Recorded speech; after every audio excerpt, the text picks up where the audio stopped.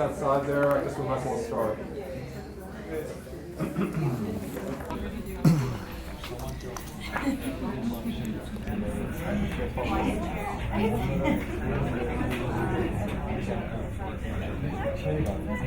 Okay. Welcome everybody. It's a rainy afternoon. This is not so cold. Today we have Lucas Blalock, and I'm just going to do a little bit of introduction here. It's a little canned, this introduction, but I hope Lucas will forgive me. Lucas Blalock plays with the conventions of photography by exploring its limits and inherent contradictions. He examines not only the photograph's subject, but also the internal information of its making. Transposing Bertolt Brecht's theory of alienation into photography by making the tools of production an evident part of the picture, Lucas forces viewers to question both the conflicting realities set before them and the contemporary condition of photography itself. Come on in, there are chairs up at the front, you can tell people. Don't be shy. Like his contemporaries, Michel Abeles, Catherine Lee, Annette Kelm, Elad Masri, Blalock is what Roberta Smith, writing in the New York Times, has described as an equal opportunity photographer. Equally comfortable with traditional straight photography, he also stages his pictures and submits the results to computer manipulations. In a 2013 work, The Guitar Player, a man is seen with one arm poking through a piece of astroturf, which he holds like a musical instrument. Roberta Smith, described the result as, quote, cubist, implicitly sculptural, and slightly monstrous. The upper part of his face points one way, the lower part another, and his mouth has two expressions. And in another image, Picture for Mark I, she points out, Mr. Blalock uses a Photoshop clone stamp tool like a cookie cutter, duplicating and expanding an image of a piece of wood into a strangely pocked, unsettled, elemental landscape worthy of Max Ernst. That's the picture that was on the poster. Blalock Lucas was born in 1978 in Asheville, North Carolina, and lives and works in New York. He has an MFA from UCLA, which he didn't get that long ago. Recent exhibitions include new pictures of common objects at MoMA PS1, Second Nature, abstract photography then and now at the De Cordova Sculpture Park and Museum in Lincoln, Mass. In 2013, his second solo show was at Remick and Crucible on the Lower East Side. Some of you may have seen that show. It was great, and which included an architectural intervention and a book, Lucas Blalock, Mirrors, Windows, Tabletops, has just been published. So join me in welcoming Lucas Blalock. Thank you. I wanted to start today with this film, if I can figure out how to start it, that was made in 2011. I'll talk about it afterwards.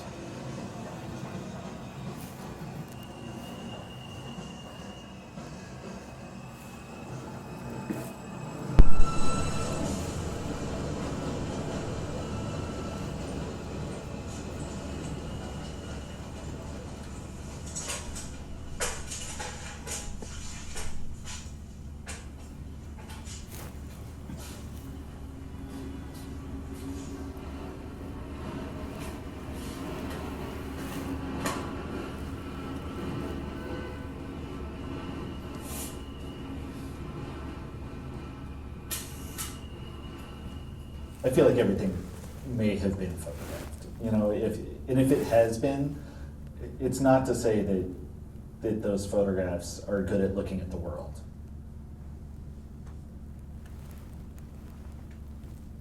Just because it's been sort of cataloged or processed through that machine once or 100 times or whatever, that really the trick with the photograph is to get it to act up and to do more than that.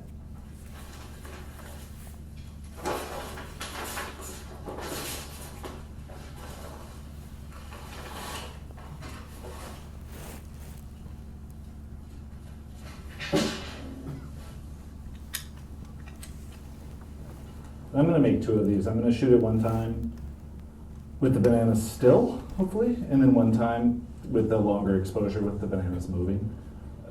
So, I don't know. We'll see what happens.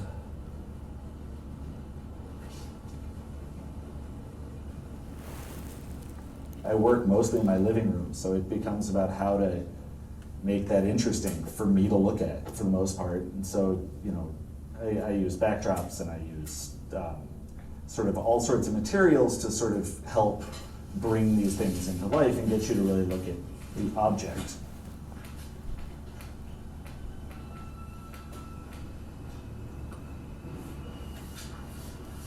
I think objects that are sort of, that have something pathetic about them are really attractive to me.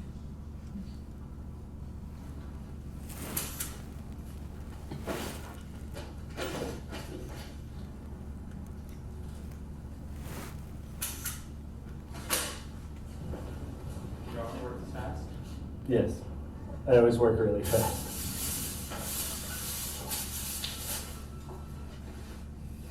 I'll go to dollar stores and places like that, or sometimes I pick up a hubcap off the street, and we'll sort of bring them into the studio, and they'll stay in the studio for a while. Oftentimes I don't really know exactly what I'm going to do with them. And when I'm working, I just sort of go to work and sort of start to develop a problem. And sometimes an object will really give me a sort of simple problem to deal with. And other times it's much more a kind of flirtation with the objects in the studio that something sort of gets pulled out of it.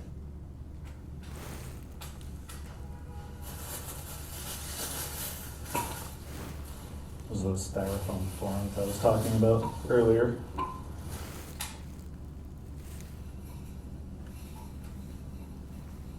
I feel sometimes like the objects I use are sort of stand-ins for other objects. You know, they're like objects that are sort of performing the role of the object in front of the camera, although they're not the sort of traditional object in front of the camera.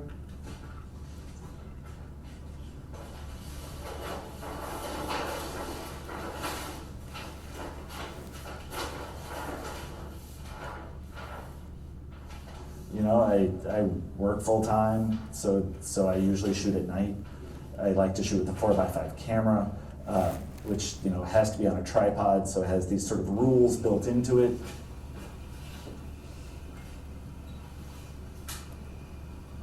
You know, maybe that's really where the choices start, is that, these are the sort of conditions of the situation, and then from there, I can, buy objects and sort of bring them home and deal with these things.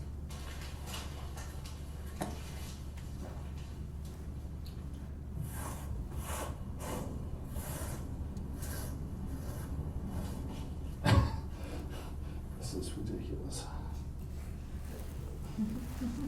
I'll sort of mess around and keep moving things. And when they click in, it's really much more about me seeing it than it is about me constructing it.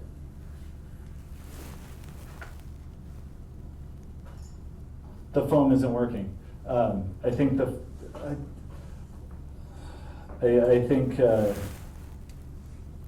maybe I was a little too invested in it as a material to begin with.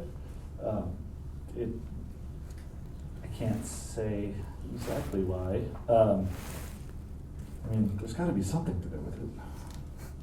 But I don't know. Sometimes things just have to sit around my studio for a long time before I sort of figure out what to do with them, and this may just be one of those things. I'll make 20, 25 pictures a week, and maybe one or two of them really work. A picture that's successful for me is to have it not fall into a category. For me, the most sort of satisfying or interesting thing about making a new picture is a picture that you really have to look at to sort of come to terms with, that there's no way to sort of stand away from it and just know what it is. All right.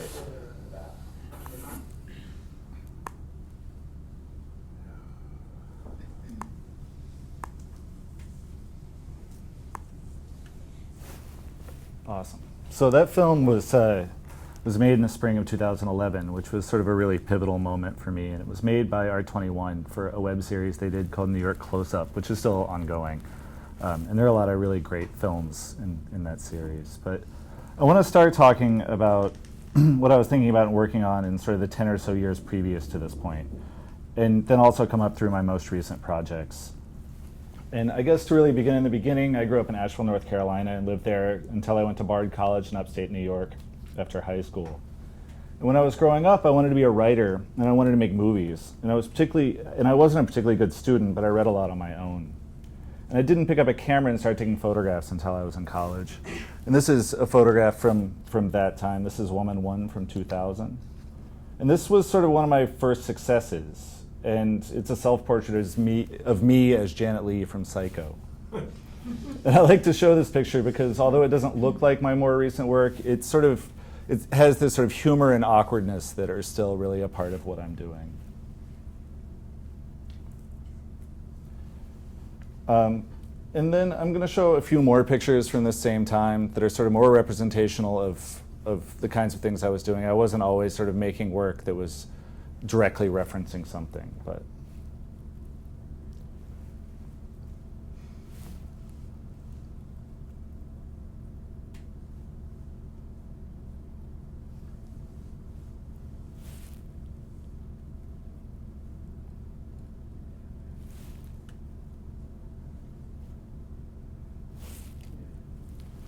so in this earliest work, I was trying to sort out my want to tell stories that was continuing on from my interest in writing and cinema.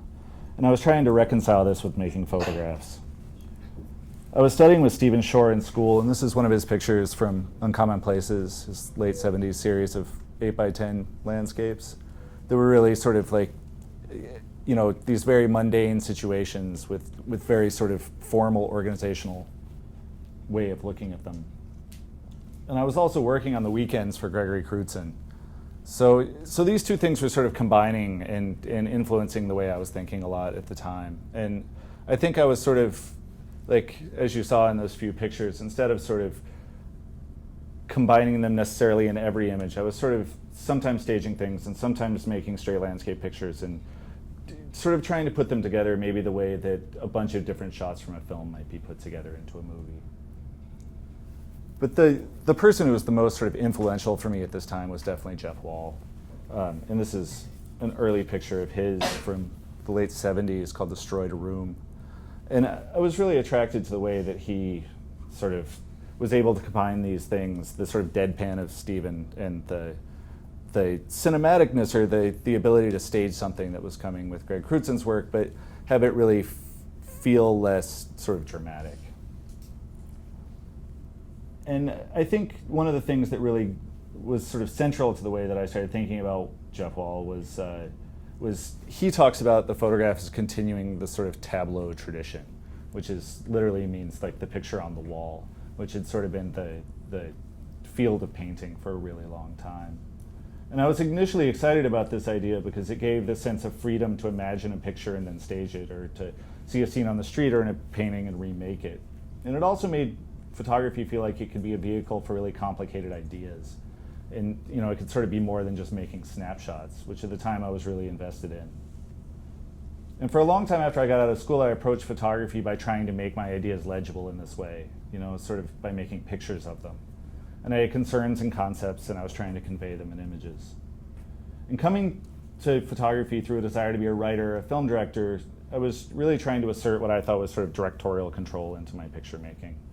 And I thought this was something I was seeing in the photographers who I liked, but I feel like I was probably sort of solving for the idea where they were sort of solving more for the picture.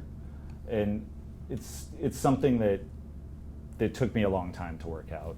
And I feel like I was sort of young and anxious to find success, and you know, have sort of since figured out that this is a very difficult place to make art from. This is a photograph from just after college, and it's probably from the best group of pictures that I made around that time. And they are 8x10 view camera pictures of people running. And just, you know, really simple, I would sort of ask friends to run in front of the camera. And I liked it, or maybe I'm still attached to it, because it sort of started off with this premise of using this tool not the correct way. Like, any other camera would have been better to do this with than the one I was using to make them. And there was something about sort of like pushing against that tension that was really exciting. And I think this idea of using a tool poorly is something that's obviously still going on in my work. But it was also a time when like the big, this is like 2004 maybe, and so it's the work that's sort of out there is really sort of big and expensive and clean, and Thomas Demond and Gursky and Jeff Wall. And I think as a young artist, it was really hard to figure out how to have a place in this dialogue when you didn't really have the means to make these kinds of works. So after graduating from Bard in 2001, I bounced around for a while. I ended up in Chapel Hill, North Carolina, where my sister was in school, actually, and I lived in a room in her house.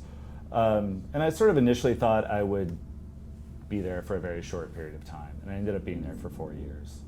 And during this time, I was sort of doing odd commercial photo jobs, but really mostly working as a bartender or a waiter. I worked in restaurants starting in college for almost 10 years.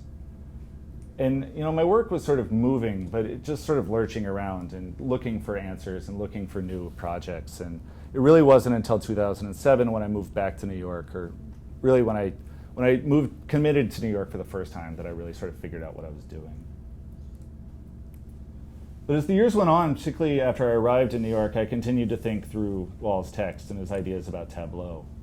And if photography were a continuation of issues developed in painting, then how does a painter think, or how do they make decisions? And these questions became really sort of central for me.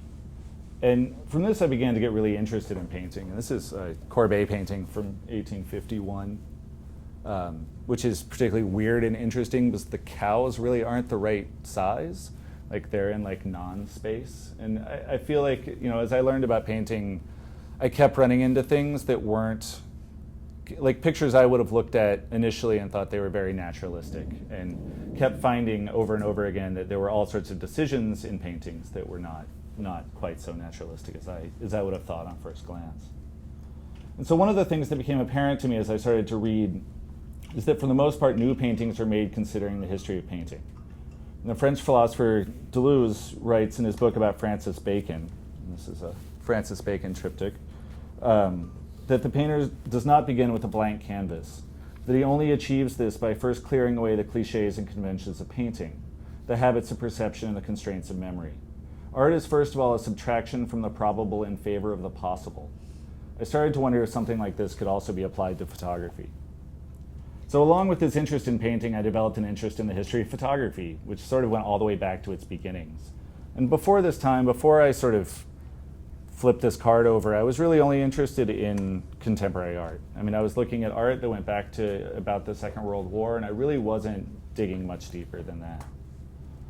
But around the same time, there were other artists sort of exploring this history of photography in ways that seemed really new. This is a Roe Etheridge picture from 2000 of a pigeon. And both he and Christopher Williams, among others, Eileen Quinlan, were sort of using tropes from commercial photography and bringing them into their artwork in ways that were really interesting. This is a Christopher Williams from 2009. And this is a Walid Beshti. This piece is called Picture Made by My Hand with the Assistance of Light from 2011. And Walid was, also sort of, it seemed, looking back and like looking at the Bauhaus and sort of mining the sort of possibilities within photography that maybe hadn't been explored or exploited yet. And this question of how does a painter think, or what kind of decisions go into a picture, remained really important for me. The most exciting thing about making photographs to me is that they are inherently relational. I mean by this that photography sets up a situation where we are focusing on our looking and relating to the world, I mean by this that photography sets up a situation where we are focusing on our own looking and relating to the world around us, while at the same time getting to consider the tools we use to picture that world. If painting can be said to be an accumulation of decisions on a plane, I think that photography is essentially about looking and drawing. But taking a tip from painting, I have found in my own work more and more that looking directly at something is not always the best way to bring it into view. The filmmaker Werner Herzog once wrote that there are deeper strata of truth in cinema, that there is such a thing as poetic, ecstatic truth. It is mysterious and elusive, and can be reached only through fabrication and imagination and stylization. So I really began to look back through all sorts of photography, sort of, trying to figure out if I could make pictures that related to other pictures, even though, I was obviously making pictures in a totally different situation than any of the photographers I was looking at. Because photography is very much about the room you're in. And I got really curious about whether that kind of relationship could sort of be built. Photography does look out, but it's also sort of developed an internal language of conventions that can be sort of learned and exploited and played with. And so by 2007, aside from looking at my peers, I was looking back at all of these historical images. This is Gustave Le Gray from the 1850s. And this is a combination print. The sky and the sea are not from the same negative. This is a portrait of a blind woman by Southworth and Hawes, who were sort of early American daguerreotype portraitists. This is later. This is Paul Outerbridge from the 40s. Edward Steichen, probably from the 20s. He went on to become the first curator of the Museum of Modern Art. This is Joseph Sudek. It's an advertising picture, which was another, strain of things that the first time around when I was looking at photographs, I didn't feel like I had the right access to be sort of borrowing from. This is Bruce Nauman, self-portrait as a fountain. This is a Brancusi picture. And Brancusi made these great photographs of his own studio in his own sculptures. And they often have these sort of kinds of decisions you would never make in an installation photograph, like the glare. And they have this sort of great tension between being photographs of objects and being pictures. These are Man Ray. This is Jan Groover, who made these really incredible kitchen still lifes in the 1970s. And this is Walker Evans. This sort of hunting for little associative situations and positions is something that I really started thinking about a lot. So these are a few of the pictures I was making around this time. It was sort of relating to this new interest.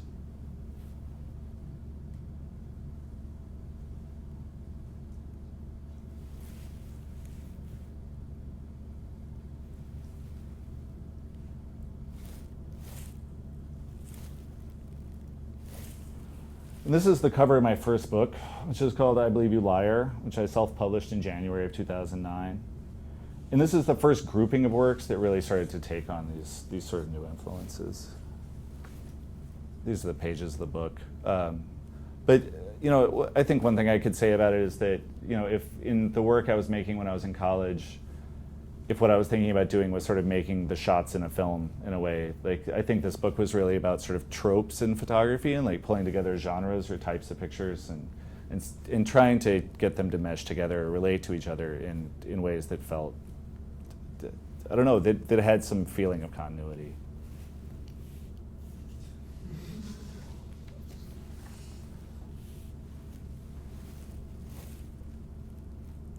So the guiding light in this work was really Jean-Luc Godard, whose films I had admired since I was in high school, and I stole the title of the book from one of his movies. And I loved how in his early movies he took genres and reinvented them to suit his own purposes. And he had started out as a critic, and he really sort of ended up using his sort of knowledge of film in the way that he ended up making films. And at some point I had come across, and there's a book called Godard on Godard where they published his treatment for Woman as a Woman, which is this 2-page sort of, just sketch of the film. And it's a really skeletal sort of plot point by plot point sketch, but 4 or 5 times within the plot points, he just writes gags. And I love this idea that a film could sort of be constituted around its own interruptions, and this was something I'd never really thought about before. If you watch the movie, it really ends up being the whole character of the movie is in these sort of stunts and gags. And so it's using a sort of a conventional structure to allow you to sort of jump off and do other kinds of things was a really sort of exciting place for me to start. This is a picture of Bertolt Brecht. And my interest in Godard led me to his great influence, who was Brecht. And Brecht in the 1920s had called for a new theater for the modern age, which he named epic. And in the epic theater, instead of the drama being seamless, you were expected to see not only the character acted, but also the actor acting. Not only the world created by the sets, but also the sets themselves. He was bringing the offstage of the classical theater on stage. And the viewer in this situation is sort of called on to negotiate these elements and stay active instead of being sort of in a passive position of entertainment.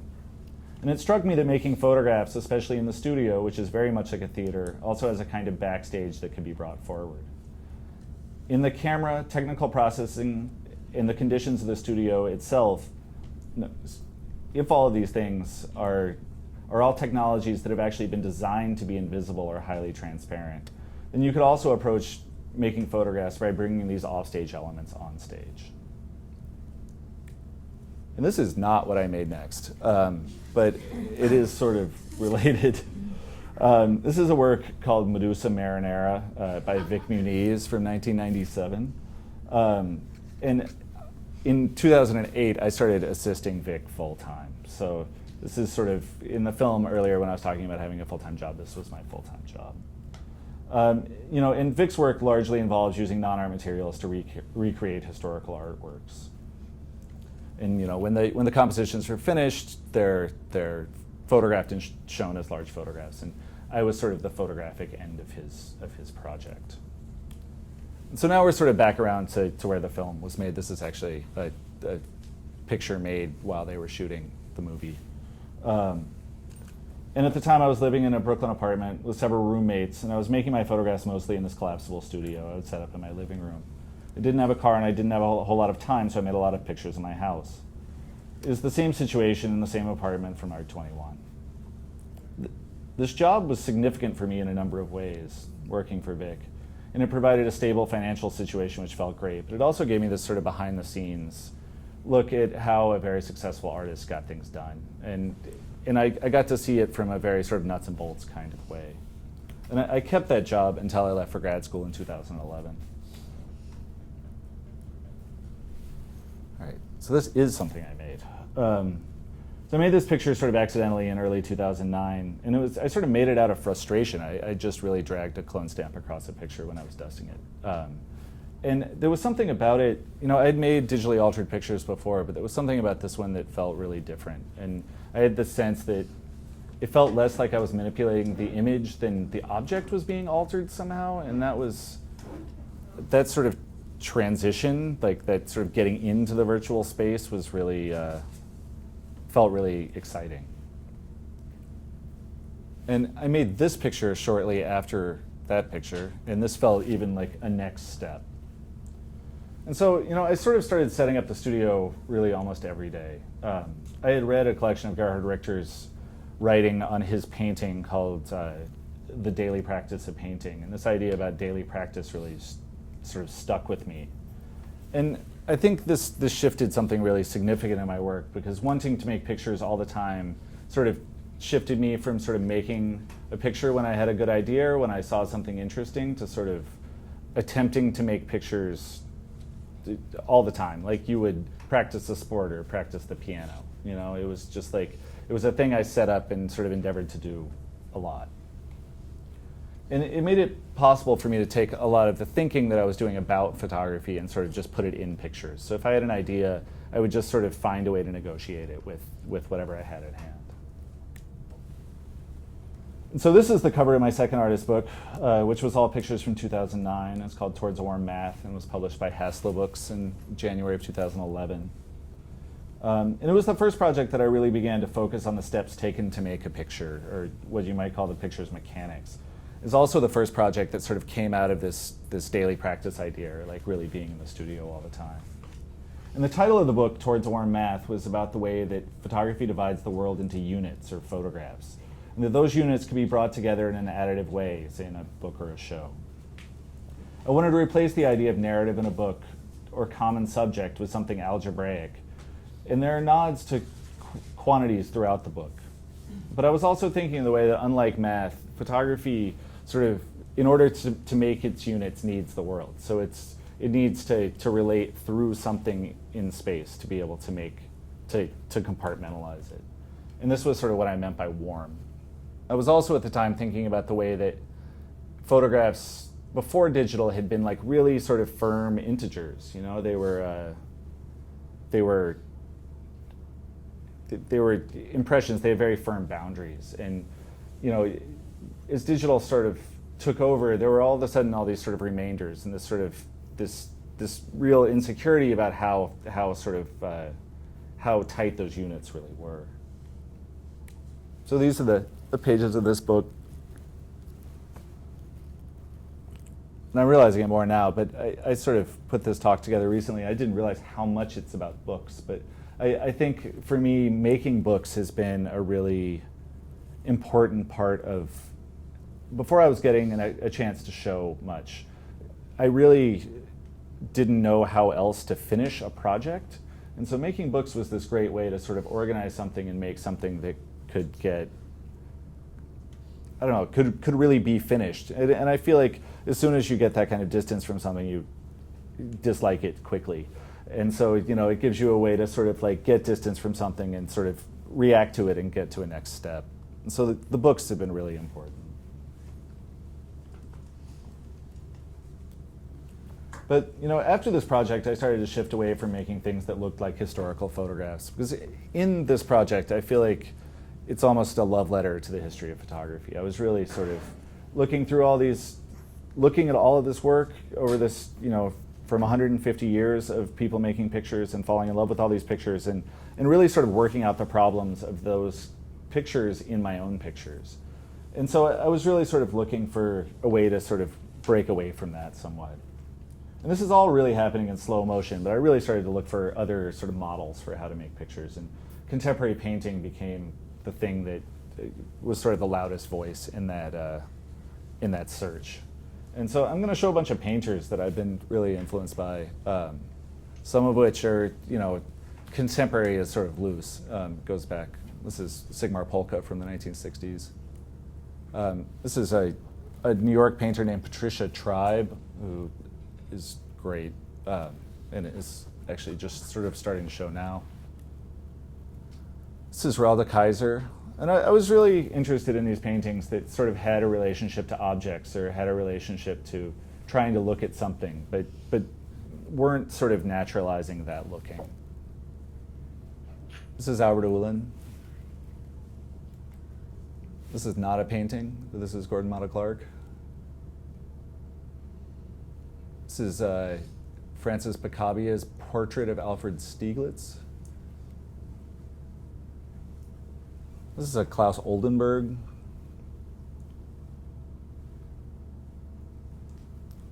This is a recent painting by Laura Owens. This is John Wesley.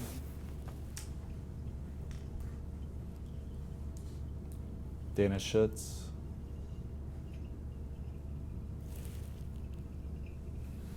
Philip Guston, who's in my most recent work has been sort of the person I've been looking at the most.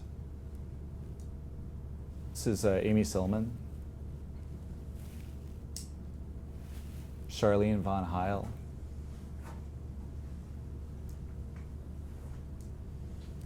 So Arturo Herrera, who's makes a lot of collage. This is a Magritte from this really amazing year called Period Bosch, where he, in 1947, he spent a year trying to make the worst paintings he could figure out how to make. And they're incredible. They're so weird. This is Picasso's portrait of Gertrude Stein from 1906.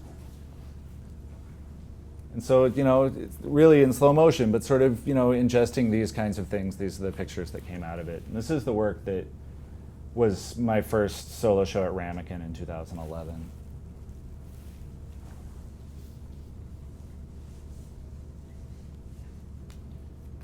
And so one of the things that was really apparent looking back is that I was moving away from thinking about photography as a conventional language or something that looked a certain way, and started to really think about it more freely as like a set of limits. You know, and I really wanted to test sort of what a photograph could be. And it was unavoidable to think about this kind of thing in any case, because digital was really sort of changing the sort of role of photography, and a lot of the things that you could have claimed that photography absolutely or certainly was previous to digital, we're getting a lot more flexible. And it was, a really exciting situation to be making pictures in, and it still is. I mean, it feels like it's a tool that we're all familiar with that doesn't really have very firm boundaries right now, or that you could make pictures and sort of put pressure on the way that we're understanding it.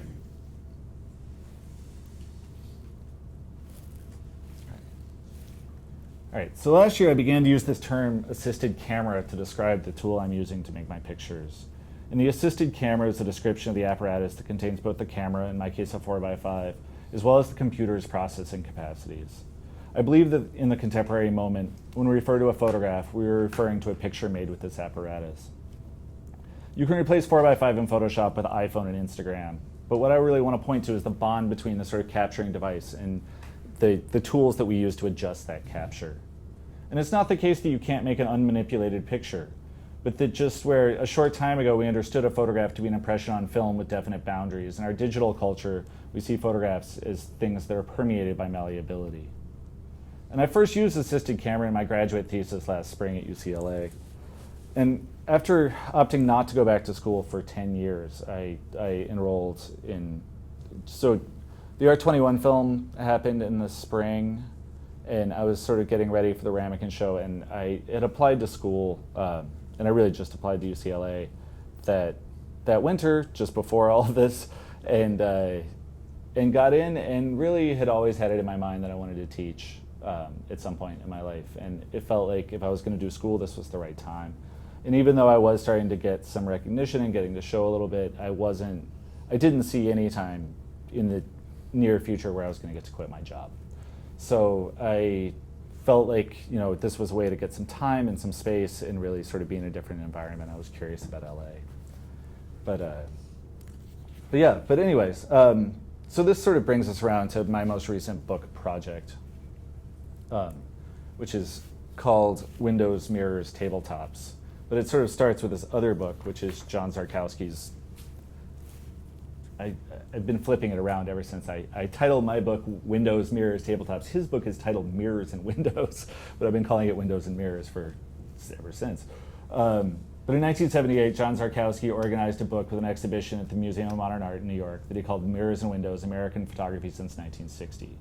In it, he made a persuasive argument that the photography of the previous 2 decades could be put on a spectrum between, on one side, work made by photographers who saw the medium as a mirror, which was sort of like a romantic view, and he associated Minor White with this view. And those who made it used the medium as a sort of window, which he called the realist view, although this is a really broad, encapsulating thing. And he sort of says that this is a tradition stemming from Robert Frank. But within the exhibition, there's silk screens by Robert Rauschenberg. They're computer-generated pictures. It's a really amazing, sort of broad, interesting exhibition that I feel like by the time I came around to studying photography in the late 90s, there wasn't the breadth that it feels like is in Zarkowski's definition didn't feel as available or as evident. So this is the cover of my book.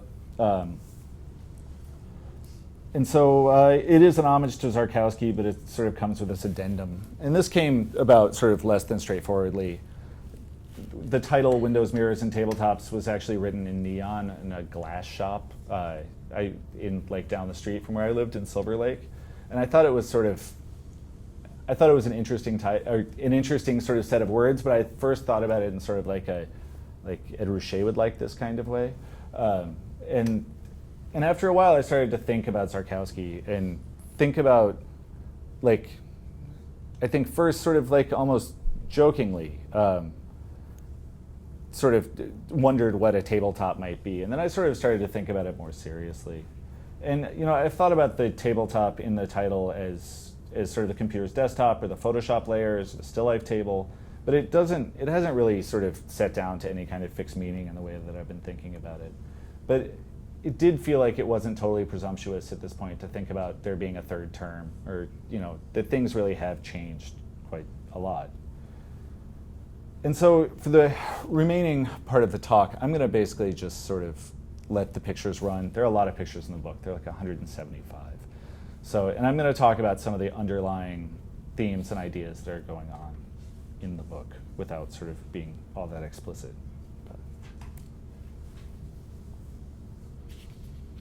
Right, so the book is really like a studio notebook. It was initially made print on demand through Blurb as a personal project in March of last year. And I sort of did it along with my sort of graduation from UCLA. And the sort of proportions and the page count are both taken from maxing out these on-demand templates. And you know, as I was compiling it, I was thinking of trying to bring together the thoughts that had been driving my practice over this very conscribed period of time, from May of 2011 when I left New York till January of 2013, which was really just a few months before I was making the book. In the end, it was 240 pages with this dummy text in the front. It included 175 pictures. It was really never meant to be encyclopedic, and since I made it, I've printed several pictures from this time period that are not included. But I did really want it to sort of have not only the finished artworks, but also to sort of include a lot of the in-between experiments. So it was published properly in November of 2013 by Morel Books, an edition of 1,000. And it's pretty much exactly the way it was in the Blurb edition, except it's on different paper, and it now has an insert interview between myself and David Campany. And so with this work, I've never really found it all that useful to like make really discrete categories out of the pictures, and a lot of them are really new, so it's a particular problem. But I sort of did make this list of ideas that sort of have informed me making them. So it would normally be odd to ask what happened to a painting. A painting is made by piling decisions on a plane. So in this way, nothing happens to it except its own making. Photography is different. If you interrupt the naturalism we expect in photography, we immediately set to correct the issue in our minds. The kinds of interruptions I make are, in their own way, a kind of fixing or correcting, but I don't always keep the naturalism that's expected. When I'm shooting, I want to find a way to really pay attention to what I am looking at. But if there is something in the way of that attention once I see the picture later, I will try and fix it.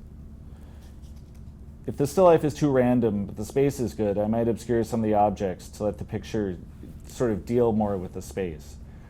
Or if the object is good, but the space is conventional, maybe I'll try and look at it from two different angles at once, or brighten parts that I'm sort of finding more important.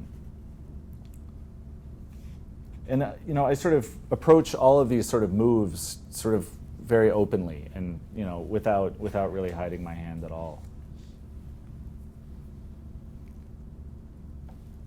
So if we sort of imagine that in advertising photography that what we're looking at is sort of the face of objects. I mean by this that the objects in advertising are self-organizing. We see them all at once. I think it is what people mean when they call an image sleek or punchy. I'm interested in trying to photograph the bodies of things, their physicality, to make pictures that need to be examined and thought about to be seen, that have to be taken in parts.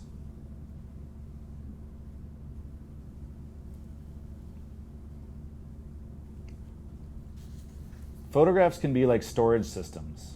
My friend, the artist and writer Chris Wiley, says that they're like containers, boxes where we put content instead of views out onto the world. You could also, though, think of photographs as containers for decisions. For me, these decisions start as I point the camera and continue through to the print.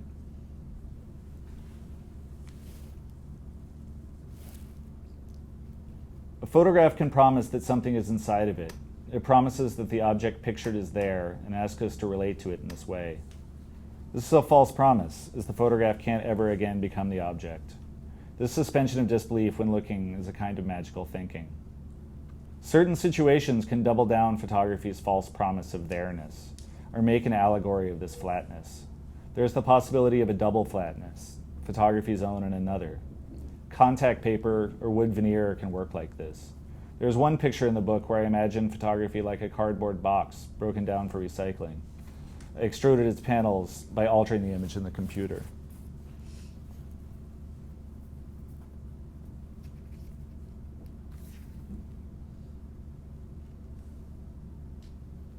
It isn't particularly important to come up with good ideas to make good pictures. For me, it often happens the other way around. But that being said, I experience a lot of doubt, that things aren't cohesive enough or smart enough, or that they haven't been taken far enough or have been taken too far. Being in doubt is really uncomfortable, but as far as I can tell, it is central to how I understand making art. When I first got to LA, I wondered whether I could make the city the site for my project.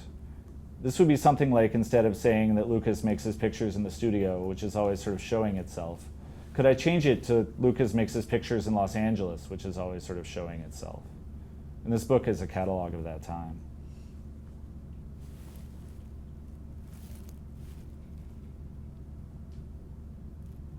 I really appreciate things that seem to be acting like or pretending to be other things.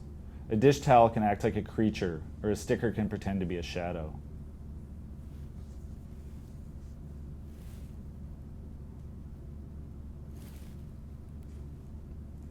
If you clone stamp all of the objects in a picture out in Photoshop, are those objects still in the photograph? Have they been removed or covered up? Is this process additive or subtractive? They become abstractions full of objects, or abstractions with a past. I have found that humor can ease difficult content. When we laugh, I think we end up on the inside of things. I have been wondering if a photograph can have physical humor, like Buster Keaton or Charlie Chaplin. Muteness and stupidity can definitely be your ally. I think about Richard Serra's list of verbs a lot. Their straightforwardness is really pleasing. I also think about Erwin Wurm's one-minute sculptures, and Fischli and Weiss, and Bruce Nauman.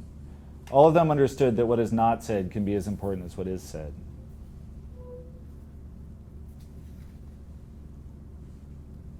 For a long time, I have been interested in showing something from more than one side at once. This has taken on different forms, using mirrors, double exposure, more recently merging two pictures in the same subject in the computer. However it is approached, breaking the monocular view of the camera is really pleasing. One of photography's most important fictions is that we see the way a camera sees. In fact, we don't at all. We see much more with our bodies, much more from many positions simultaneously.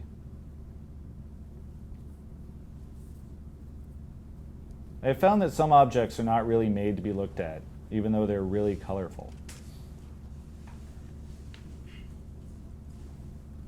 There's a book about Franz Kafka that the author called Towards a Minor Literature. In it, he says that Kafka's writing in German, a major language, a language of officialness, is significant because Kafka's stories make the German language stutter and become guttural. He makes German say things it was never intended to say, and this is what he means by minor. I really like this idea of stutter. I wonder if there could be a minor photography.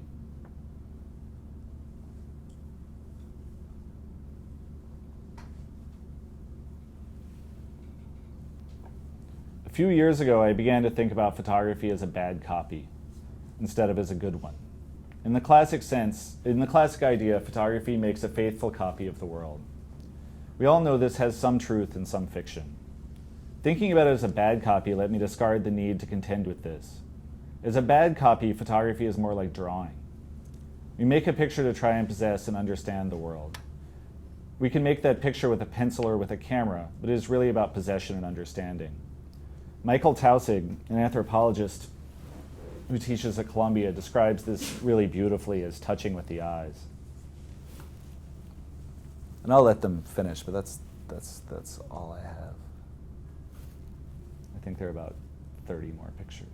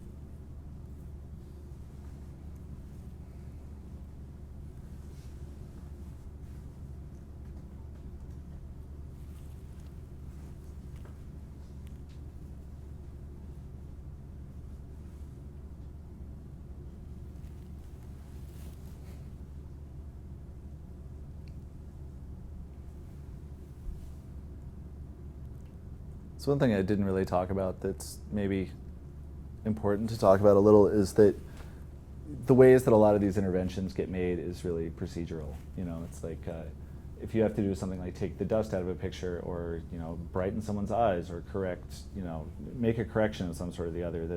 That every time you sort of go through like a moment of translation like that, or where you're trying to sort of take something and shift it into another form, that those were sort of the places that started to become available for me to make something else happen. Like, almost always the intervention is really dumb. It's like really flat-footed. It's like, remove that thing. And it started to feel like there was more and more pictorial possibility in doing these things just very straightforwardly. But I feel like the pictures themselves sort of set up the problem, and then I just sort of try to fix it.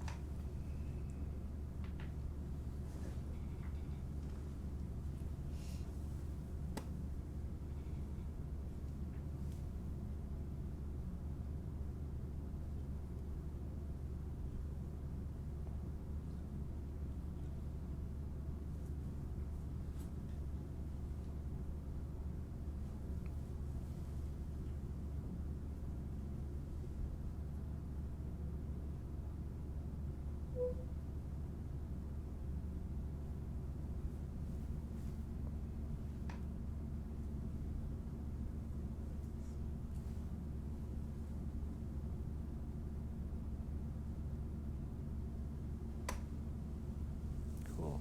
That's the last one. Thank you all. Thank you. We just like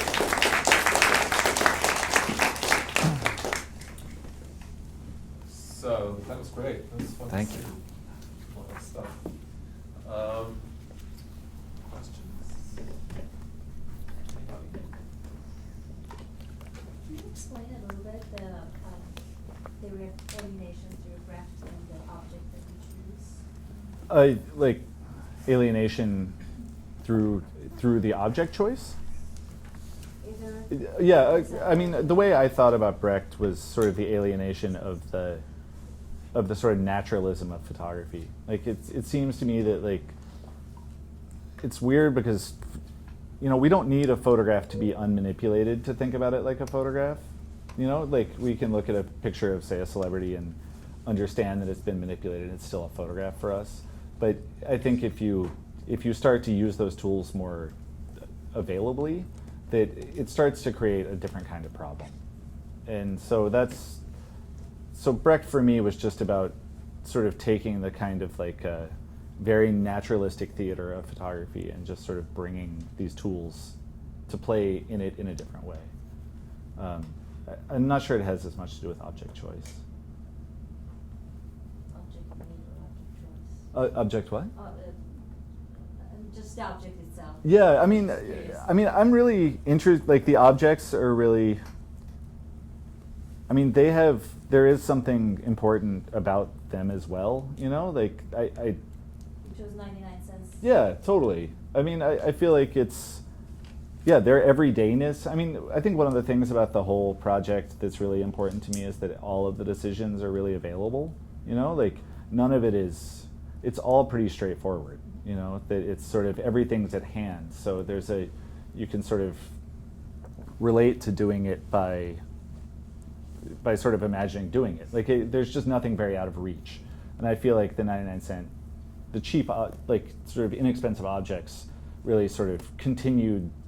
You don't have to be a master at Photoshop, and you don't have to be a rich person.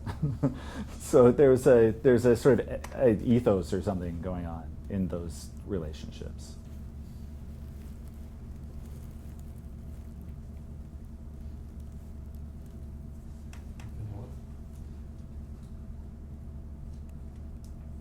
I'm sort of curious to have you talk a little bit about the way where things stand now in the sort of pre-production, production, post-production.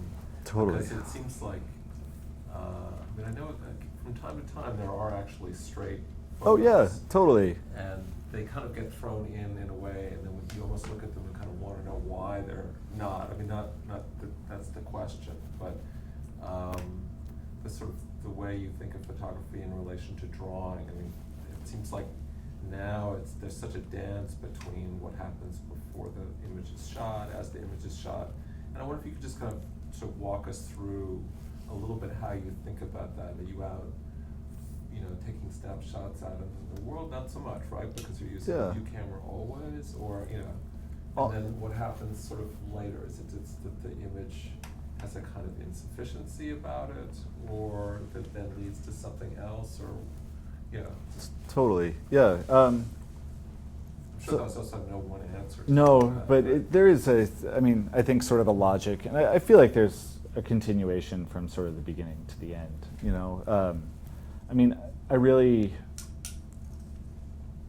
I do shoot with a view camera, so I don't have it in my pocket, like it's sort of, I have to be sort of intentional about taking it somewhere, but I also sort of take it, like I never really go on a trip without taking it, it sort of goes everywhere with me.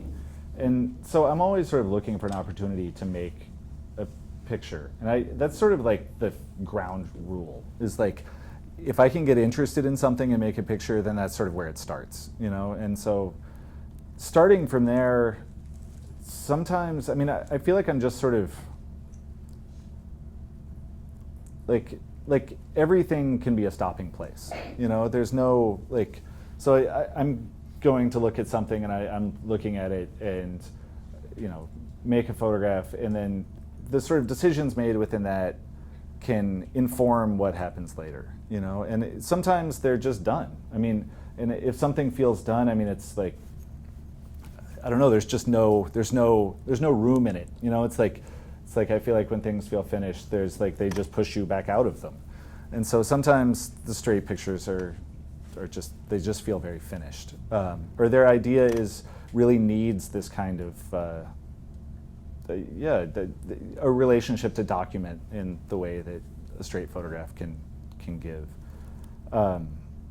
From there, I sort of, I scan my film myself and just sort of start looking at them in the computer. I make these sort of 8x10 printouts. That is how I like really sort of start thinking about them, get them off the screen, have something to sort of like, shuffle around on a table. But it's like, sometimes it'll be like a problem left out, like there'll be something that's annoying me about the way I made the photograph to begin with. And so I will intervene, I'll go to fix it. I rarely make pictures that I know I'm going to do something to. Like, there are certainly cases where I'll have an idea standing in front of something and I'll shoot for it, but for the most part, it's sort of, I sort of am trying to stop with the least number of moves possible. And so, I scan them and I start to mess with them and I start to sort of look at them. And then it's, from going through the sort of procedural steps that I go through with every picture, I start thinking about what I could do, like what other possibilities might be in a picture. But I use photography as sort of a box, it's like, there's certain things you can, like if I put a red square on a picture, it sort of quits being a photograph. Like it's not like the variables are endless. So photography has given me like a sort of more rigorous structure to be able to think about what I'm doing. But I think to answer like the continuation question, it's like, I don't really think about them as going into post-production very much. I feel like if, what I was saying about the assisted camera, it's like, if what a photograph is this thing that's made by the camera and the computer, then it's really all production. Like the idea of post or something happening after is not, I feel like that relates to a model of photography that's not necessarily our model of photography.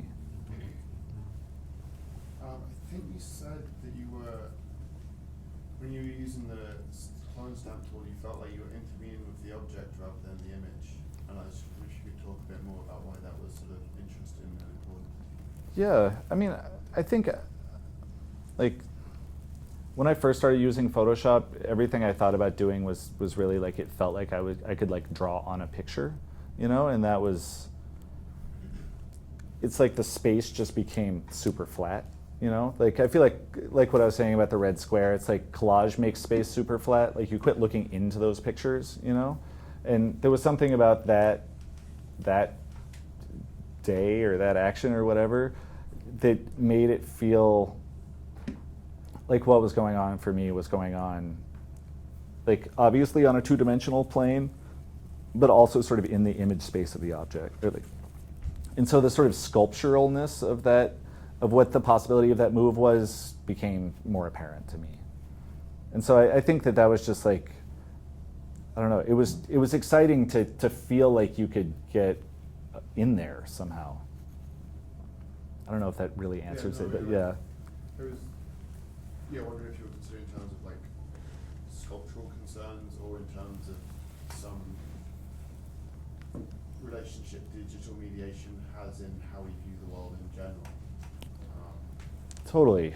I mean, I think it's sort of, so, I mean, I talk I didn't today, but sometimes, about screen space versus body space, you know, and I feel like I'm really interested in body space, like how we relate to objects, and even though I'm doing all these digital things to them, I feel like standing in front of one of my pictures is still this, like you try to get yourself sort of like position, you know, like you're like, your relationship is from here, you know, and I feel like there's a very flat space out there that's much more screen space based that comes from collage, that where there's tons, the possibility of intervention is huge, but it's very like, it's just a very, like I feel like I'm working with a space that's got some depth in it. And I feel like there's also the sort of alternative, which I feel like has become much more sort of like the like prototypical digital space, which is like super thin.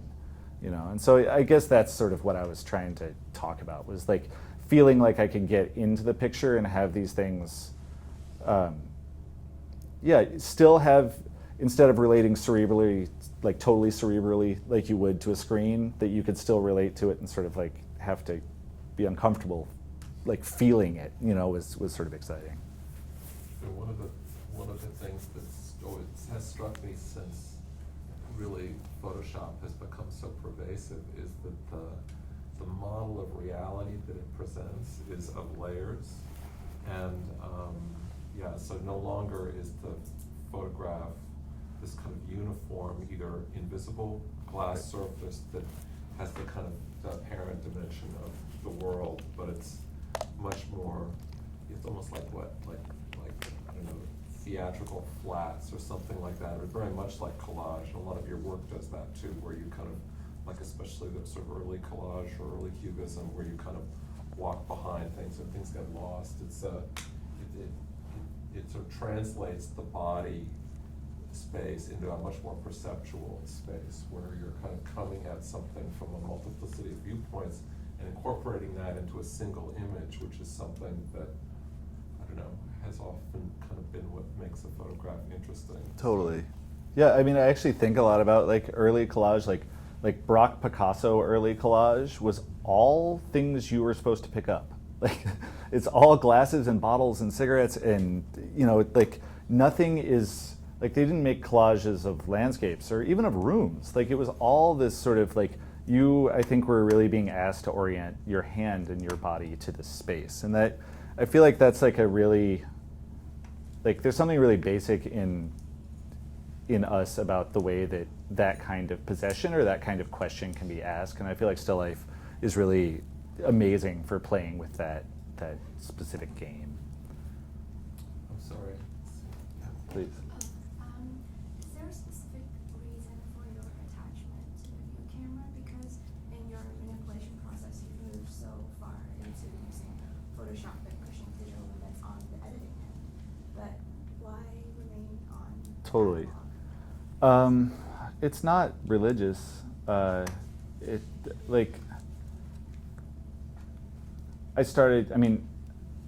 I love working with the camera. I mean, in shooting still life, I mean, the movements are really, you know, you can do things with a view camera. It's very hard to do with other cameras.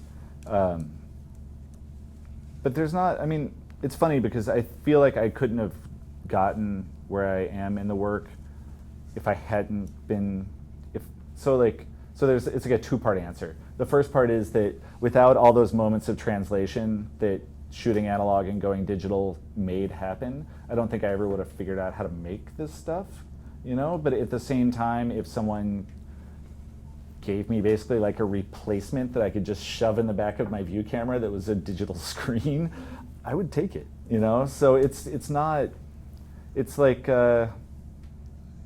I think at first, like when digital felt very new, it felt important to have a foot in both camps, I think. And now it's just partially habit, and partially it's just still the best tool for what I want to do.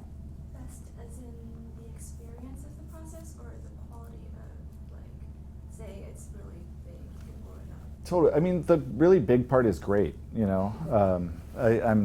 like to make bigger prints, so the quality's important to me, but it's also like there's something about its clumsiness, and it's sort of like, I don't know, I like working with it, and so yeah, it satisfies all these sort of different sort of positions, but I know they're going to quit making my film at some point, so I'm going to have to get used to something else. But yeah, one can, this sort of, I think every artist needs to, most artists tend to operate with certain kinds of constraints Mm-hmm. that become like, I don't know, like the sonic or something like that. It becomes this device by which they work or function. Totally. Or think, or, so, it is striking, and, especially considering, like in the last book, how many images you're producing, and so many of them are informed also by this kind of really precise way of looking, whether you're out in the world or, Sure. or Totally. other.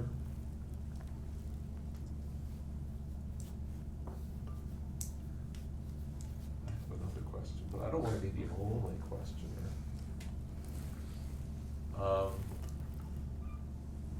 I'm also thinking, in a way it comes up in relation to the books, and the way you talked about how books became a kind of useful way for, I don't know, fleshing out the fullness of a project and Mm-hmm. for completing it, and it makes me think of, you talked earlier in the beginning about having an interest in writing or filmmaking, or which are, also pursuits that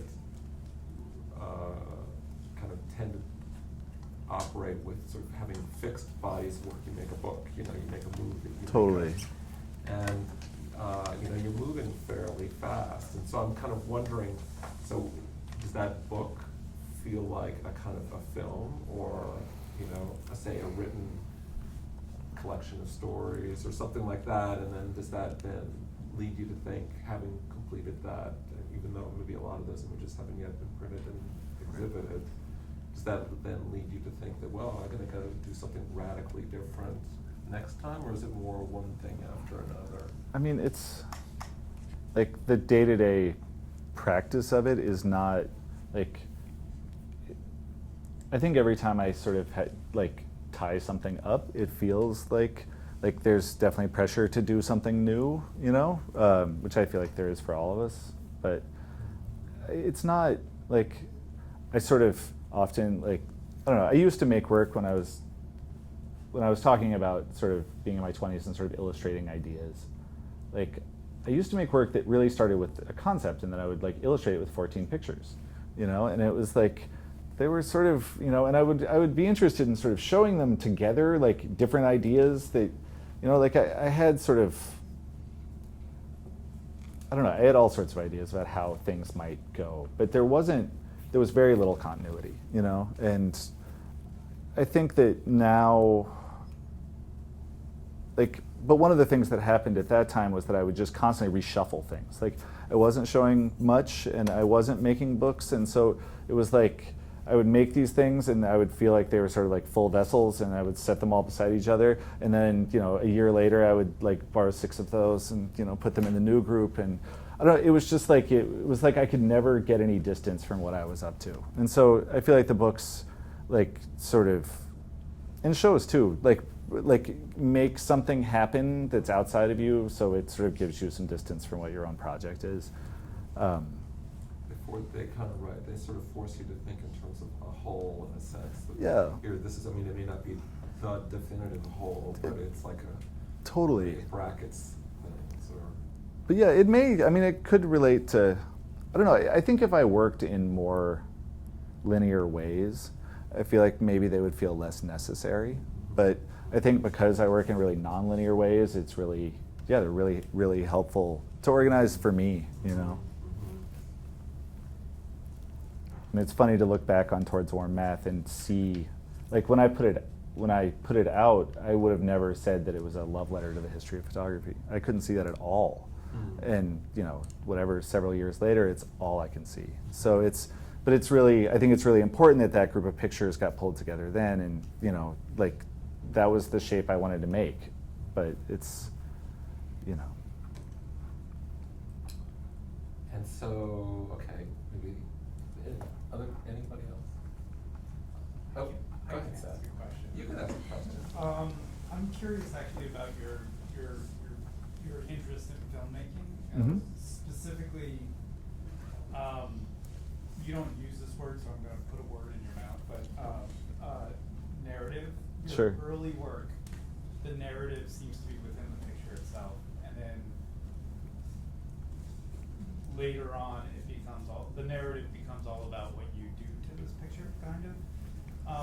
And I'm just curious about that shift and whether or not you would go back to more of a contained, like a picture-esque quality narrative.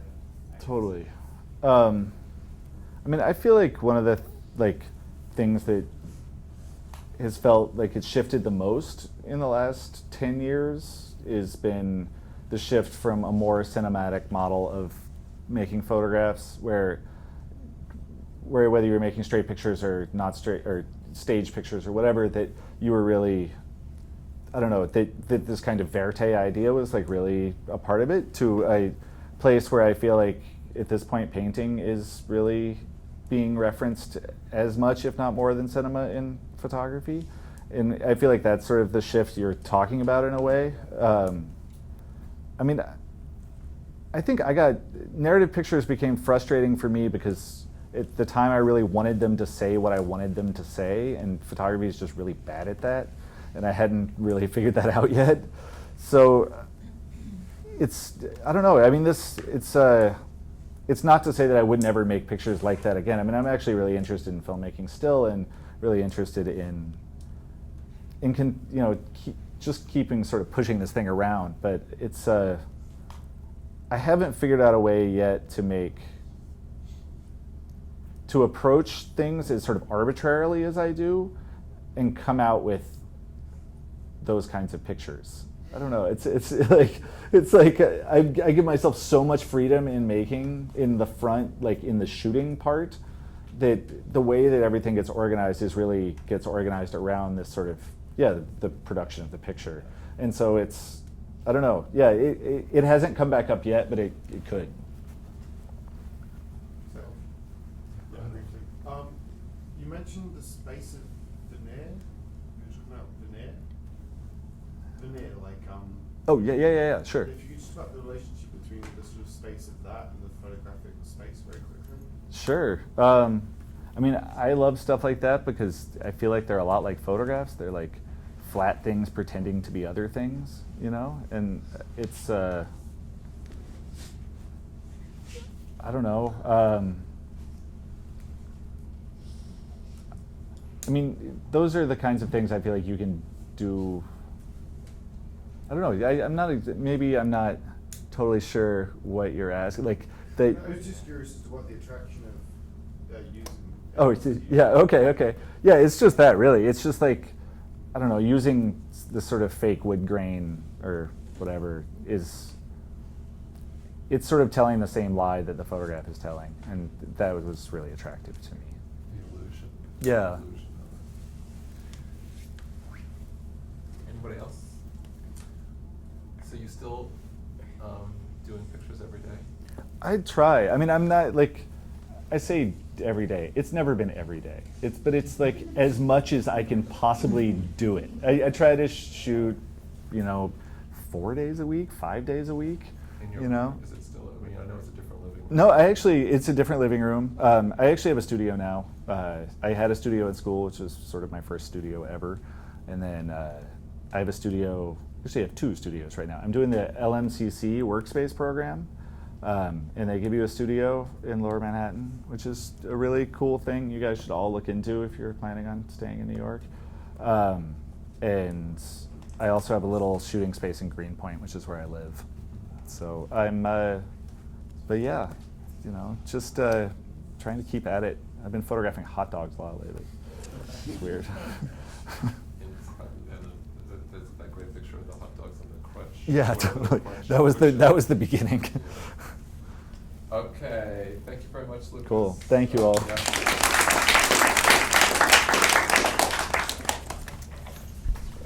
Thank you.